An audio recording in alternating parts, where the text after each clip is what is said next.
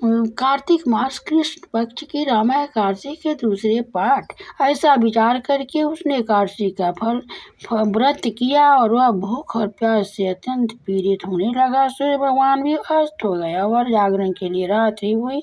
वह रात्रि शोभन को दुख देने वाली थी। दूसरे दिन प्रातः से प्रथम ही शोभन चल बसा।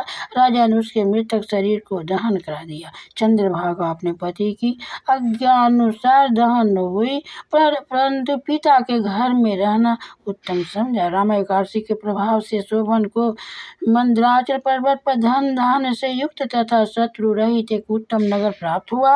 उसके महल में रत्न तथा स्वर्ण के खंभे लगे हुए थे। वहां पर वह स्वर्ण तथा मान्यों के सिंहासन पर सुंदर वस्त्र तथा आभूषण से युक्त बैठा हुआ था। आभूषणों से युक्त गंधर्व तथा अप्सरा इसकी स्तुति कर रहे थे। उस समय राजा शोभन दूसरा इंद्र पतित हो रहा था।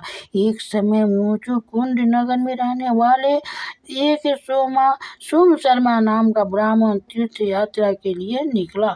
उसने घूमते घूमते उसको देखा। वह ब्राह्मण उसको अपने राजा का जमाई जानकर उसके निकट गया। राजा शोभन ब्राह्मण को देख आसन से उठ खड़ा हुआ और अपने ससुर तथा स्त्री चंद्रभागा कुशलता को पूछने लगा। सोम शर्मा ब्राह्मण बोला कि हे राजन, हमारे राजा कुशल हैं तथा आपकी पत्नी चंद्रभागा भी कुशल है, और आप अपना वृत्तांत बतलाइए।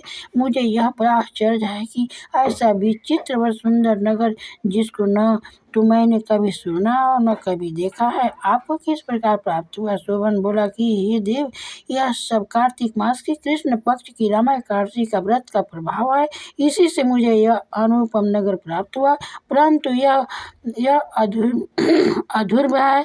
इस पर ब्राह्मण बोला कि हे राजन, यह अध्रुव क्यों है और ध्रुव किस प्रकार हो सकता है, तो आप मुझे बतलाइए, समझाइए। मैं आपके कहे अनुसार ही करूँगा, आप इसमें बिल्कुल भी झूठ न समझे। शोभन बोला कि हे देव, मैंने अश्रद्धा पूर्वक व्रत किया